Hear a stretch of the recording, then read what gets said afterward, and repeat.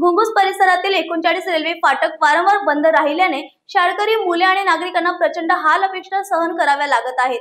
अनेक अपघातानंतर नागरिकांनी आंदोलन छेडले असून 25-26 ऑगस्ट पासून रेल्वे उड्डाणपुलाचे काम सुरू करण्याचे आश्वासन प्रशासनाने दिले आहे। घुंगूस परिसरातील WCLचा कोळसा खाणीमधून दररोज हजारो टन कोळसा राज्य आणि देशातील 20 प्रकल्पांकडे पाठवला जातो।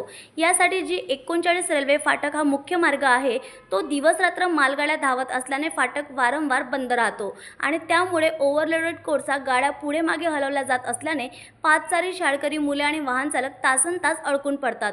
गेल्या काही वर्षात या फाटकावर अनेक जीवघेणे अपघात झाले असता याच पार्श्वभूमीवर नागरिकांनी आंदोलन केले। घटनास्थळी RPF अधीक्षक बलवीर सिंग, बल्लारशाह अभियंता सुबोध कुमार, महारेलचे DGM P श्रीकांत आणि घुंगूस पोलीस ठाण्याचे प्रभारी प्रकाश राऊत उपस्थित होते।